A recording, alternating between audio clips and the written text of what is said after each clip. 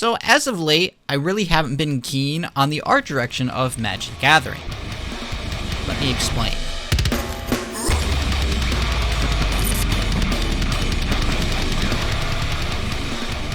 Welcome back, folks, and welcome back to the channel. Thank you for dropping by and your ongoing support. My name is Patrick, host of the EDH Brutality YouTube page, in which we upload Magic the Gathering content and analysis every Sunday. Before we jump right into today's video, a quick and special thanks to patrons like you for making videos like this possible. With that out of the way, we can finally jump right into today's video, which honestly is a bit of a rant because I've not been happy about Magic the Gathering for several years now, in fact. But after taking a short hiatus from the game and recently coming back, it's only gotten worse. And let me just clarify, I am not talking about game mechanics. I feel like the game is in the healthiest spot it's ever been. I mean, sure, there are questionable mechanics, but the sheer amount really allow total freedom when it comes to deck building, which of course blossoms when we're able to express ourselves through it. But no, today we're going to be talking about the art direction of the game. Because I feel in recent years with Universes Beyond, Magic as a whole has kind of lost its identity, and is starting to feel like the Fortnite of card games. Let me explain. And to do that, we must first ask, what is Magic the Gathering? Well, it is a fantasy card game in which you take control of several creatures, enchantments, or ancient artifacts, and use them to out-leverage your opponents. And obviously with an emphasis on the word fantasy, what type of picture comes to mind? Is it artwork such as seen on the card Skyshroud Forest? Or is it a spaceship of the RMS Titanic?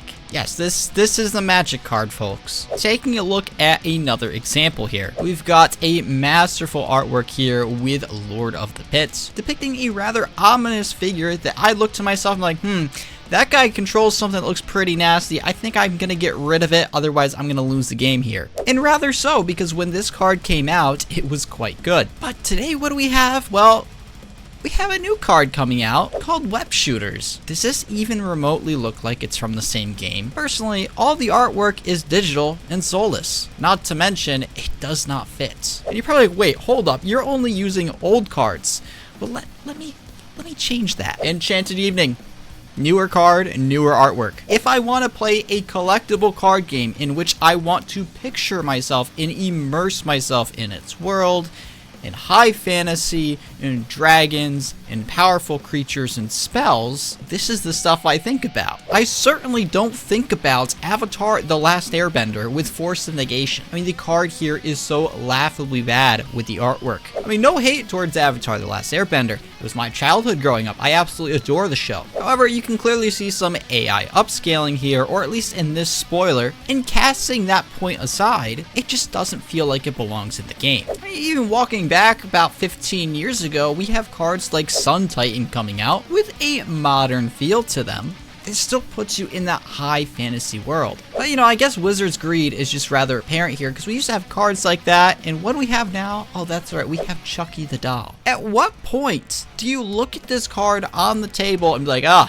that's a Magic card. That belongs in a fantasy world where goblins, demons, dragons, and spells are thrown. Not to say the artwork is bad at all, but it just doesn't match. It does not belong in Magic as a whole. And personally, for me, this is what breaks my immersion with the game, because it's more than just 4 cards here. In fact, we get more crossovers every year, which is great for the company. But if I want to build a deck that's primarily stuff like skeletons, angels, zombies, and I really want to feel like I'm in that world, I'm creating a zombie invasion where Christ is descending onto my opponents and we are just winning the game, I don't want to see Patrick Star on the field. I don't want to see a bagel on board.